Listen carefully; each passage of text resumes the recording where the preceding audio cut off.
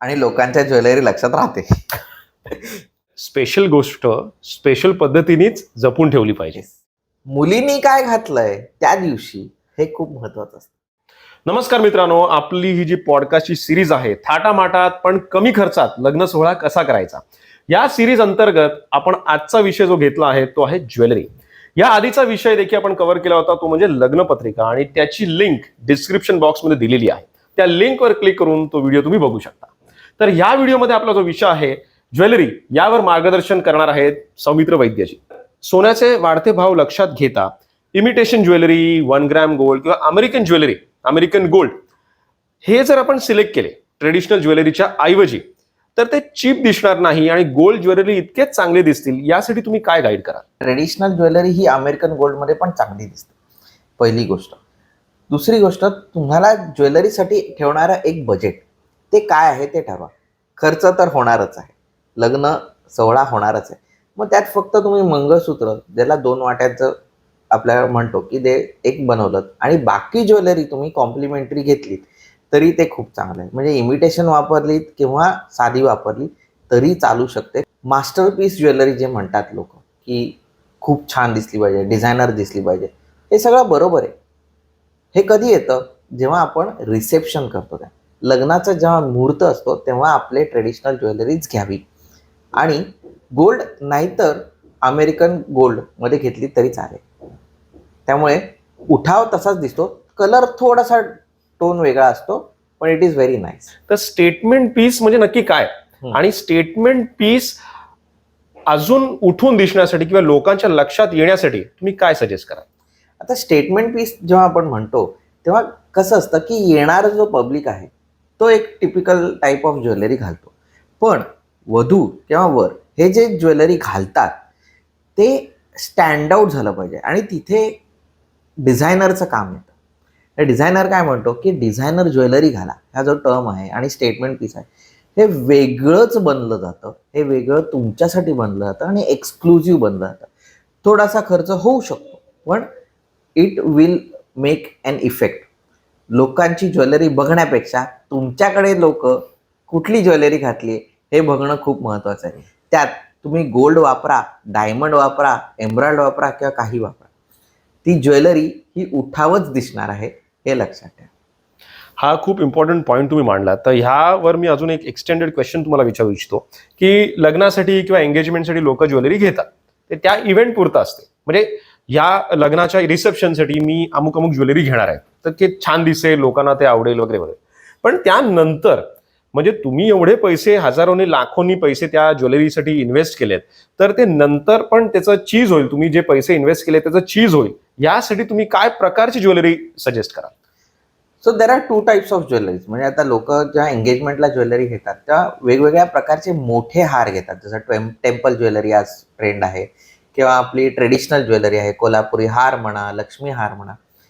तर ह्या सगळ्या हेवी टाईप्स ऑफ ज्वेलरी आहेत. किंवा नवीन आपले गोल्ड ज्वेलर्स जे आलेले आहेत, मलबार म्हणा किंवा जोया लुकस म्हणा, खूप मोठे मोठे ज्वेलरी जिथे सदन आपल्याला एक ट्रेंड दिसतो. पण हे नुसतंच घालून चालत नाही. आपण काय करू शकतो, मल्टिपल ज्वेलरी जे म्हणतो ते पण घालू शकतो. मग आता मी 2 प्रकारच्या चेन घातल्या, तर एक साधी गोफ म्हणतो आपण ती घातली, आणि त्याच्यावर बारीक चेन घातली, आणि मग त्याच्यात काही डिझाईन्स असतील तरी चालेल. म्हणजे काय होतं, आपला जो एकत्र करण्याचा मोठा जो हार आहे तो डिस्ट्रीब्यूट होतो, आणि you can use that single piece in multiple events rather than buying a big huge temple jewellery. नंतर सारखं आपण लग्न ज्वेलरी इकडे तिकडे वापरू नाही शकत. It is good as a trend, पण मल्टिपल ज्वेलरी घेतलीत आणि वापरलीत, it can be imitation jewellery or American gold or pure gold, depends on your choices. त्यामुळे हा माझा टेक आहे की तुम्ही मल्टिपल ज्वेलरी वापरा आणि स्वतःला सजवा. जसे आपले राजे महाराजे किंवा राण्या होत्या ते घालायचे, ते मल्टिपल हार घालायचे, आणि तसंच आपण पण करू शकतो. म्हणजे तुम्ही हे जे लॉंग टर्म साठी म्हणताय की तुम्ही आज ज्वेलरी परचेस केली तरी तुम्ही पुढे जे इव्हेंट्स येणार आहेत तेव्हाही वापरू शकता, तर दीर्घकालीन तुमची ज्वेलरी टिकेल यासाठी तुम्ही काय प्रकारचे बॉक्सेस किंवा काय, how do we keep our jewellery safe and secure? So typically आपल्याकडे काय ट्रेंड आहे की जे ज्वेलरकडनं बॉक्स मिळाला आहे इट्स अ मार्केटिंग मटेरियल, आपण त्याच बॉक्समध्ये ज्वेलरी ठेवतो प्लस त्याच्यात आपण त्याचं रिसीट ठेवतो. बऱ्याच प्रकारच्या अनुभव तुम्हाला आले असतील. पण आज काय झालेलं आहे, आपण मार्केटला खूप एक्सपोज आहोत. तर लाकडी बॉक्स, त्याच्यात लाल कलरचा वेल्वेट कलरचं कापड असतं, त्याच्यात आपली ज्वेलरी सेफ अँड सिक्युअर राहू शकते. तुम्हाला हवं तर तुम्ही लॉकरमध्ये ठेवू शकता, नाहीतर तुम्हाला घरात जे सेफ असेल तिथे ठेवू शकता. काय होतं, लोक कुठेही ज्वेलरी ठेवतात. काय काय वेळेला तर आपण बाउलमध्ये कॅरी करतो कारण आपल्याला रोज घालायची असते. पण तो बाउल सुद्धा लाकडी असला तर बेटर. अगदीच तुम्ही स्टीलच्या वाटीत नका ठेवू किंवा काचेच्या बाउलमध्ये नका ठेवू. लाकडी म्हणजे त्याला एक महत्व आहे, त्या सोन्याला एक महत्व आहे, तर ते चांगलं ठेवलं तर बेटर आहे. म्हणजे थोडक्यात काय तर स्पेशल गोष्ट स्पेशल पद्धतीनेच जपून ठेवली पाहिजे. खूप महत्वाचा पॉईंट तुम्ही सौमित्रजी मांडलेला आहे. सौमित्रजी, सध्या अशी ट्रेंड आहे की आपण सोशल मीडियावर बघतो, कोणाचं जर लग्न ठरलं असेल किंवा एंगेजमेंट होणार असेल किंवा झाली असेल तर मुलाचं आणि मुलीचं नाव असलेले काही बँड्स असतात किंवा काही त्या प्रकारे डिझाईन केलेली अंगठी असते. तर सध्या एंगेजमेंट रिंगची काय ट्रेंड चालू आहे आणि आपल्या व्ह्युअर्सना तुम्ही त्याबद्दल काय सजेस्ट कराल? सो ट्रेंड म्हणून ते छान दिसतं बँड आणि त्याच्यावर नाव, पण फॉर लॉंग टर्म म्हणजे मला ती अंगठी आता मी बरेच ठिकाणी जाणार आहे आणि ती वापरायची आहे, तर आय वुड प्रेफर की मी तशी अंगठी वापरणार नाही, कारण मला कोणाचंही नाव त्याच्यातून डिस्प्ले करायचं नाही. तर trend will be you buy something better. म्हणजे आता मी डायमंडची सुंदर एक डिझाईनची अंगठी घेतली तर ती मी एंगेजमेंट रिंग पण वापरू शकतो. तर मियाचं एक कलेक्शन आहे, ब्ल्यू स्टोन ज्वेलरी आहे, तनिष्क आहे. हे लोक आताही मुलगा आणि मुलीच्या हिशोबाने अंगठ्या बनवत आहेत. त्यामुळे त्या फक्त बँड नसून डायमंड रिंग्स पण आहेत, त्याच्यात मोत्याच्या रिंग्स पण आहेत, डिफरंट स्टोन्समध्ये पण बनत आहेत. तो प्रत्येकाने तो अभ्यास करून घ्यावा. फक्त बँडचा ट्रेंड आहे किंवा फक्त डायमंडचा ट्रेंड आहे किंवा हा डायमंड फॉरेव्हरचा ट्रेंड आहे म्हणून जाऊ नये. स्वतःला सुटेबल होईल अशी पण अंगठी घ्यावी. आणि तुमच्या नवऱ्याचा हात कसा आहे किंवा तुमच्या बायकोचा हात कसा आहे, त्याच्यावर काय चांगलं दिसतं ह्याच्यावर जास्त भर देऊन आपण खरेदी केली तर मच बेटर आहे, rather than going with the trend. की साधारण एंगेजमेंट जेव्हा कधी ठरते त्यानंतर काही महिन्यांचा कालावधी गेल्यानंतर लग्नाचा मुहूर्त फिक्स केला जातो. असंही होतं की समजा मुलगा मुलगी आउट ऑफ इंडिया राहत असतील तर ते आले, आत्ताच एंगेजमेंट करा, लगेच महिन्याभरात लग्न करा, असं होतं. पण मेजॉरिटी केसेसमध्ये एंगेजमेंट आणि लग्नाच्या मध्ये गॅप असते.